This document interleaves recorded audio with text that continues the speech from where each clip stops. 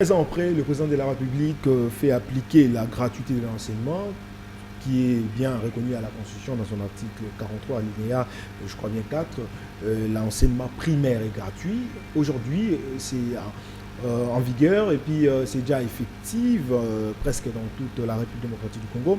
Et dans certaines écoles catholiques que vous avez suivies, il y a des grèves, comme aujourd'hui à Boboto, au collège Boboto, les élèves n'ont pas étudié, les enseignants n'ont pas enseigné. Au Sacré-Cœur, il y a eu les élèves qui viennent, ils passent toute une journée sans étudier. Comment analysez-vous tout ce qui se passe?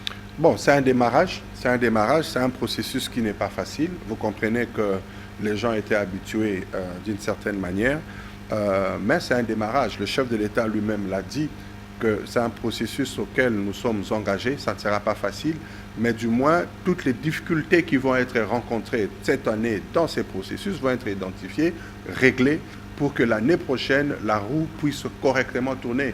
La chose la plus importante, c'est ce démarrage-là qui est aussi important. Dans cette minorité de grève qui existe, il y a une majorité d'effectivité justement de cet enseignement gratuit, de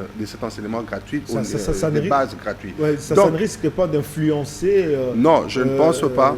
Bon, ce que vous appelez la majorité. Je ne pense pas, mais plutôt il faut que l'ensemble de la population, l'ensemble de personnes qui sont concernées justement dans cette lutte, sur cette question, s'engagent pour que cette réalité de la gratuité de l'enseignement soit totalement effective. Vous savez qu'aujourd'hui, dans notre pays, nous avons un taux d'analphabète autour de 33%. C'est extrêmement grave. C'est-à-dire, il y a aujourd'hui dans ce pays plus de 25 millions de Congolais qui ne savent ni lire ni écrire.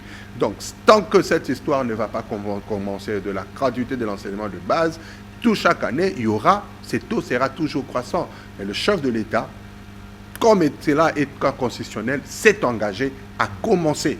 Et ce commencement-là va faire à ce que dans les années qui viennent, les choses vont s'améliorer. Parce que si on ne commence pas cette année et qu'on se dit on va commencer l'année prochaine, nous allons rencontrer les difficultés que nous aurions dû rencontrer cette année. On sera toujours dans le même cycle, on ne s'en sortira pas. Est-ce qu'on ne dira pas que les écoles catholiques et protestantes mettent le bâton dans la roue pour empêcher la gratuité de cet enseignement? Je ne veux pas aller dans cette considération, dans cette réflexion pour considérer cela comme des intentions montées pour contrecarrer l'action du chef de l'État, mais je considère cela tout simplement comme une difficulté qui y est un défi à relever. Donc c'est un problème identifié en tant qu'humain, en tant qu'homme, en tant que leader, comme le chef de l'État lui-même l'a dit.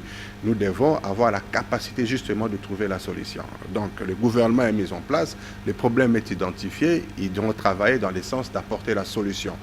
La raison pour laquelle le gouvernement existe, il y a un chef de l'État, c'est pour apporter les solutions aux problèmes de la population. Il y en a un qui se présente, problème, donc la solution devrait être réfléchie et trouvée.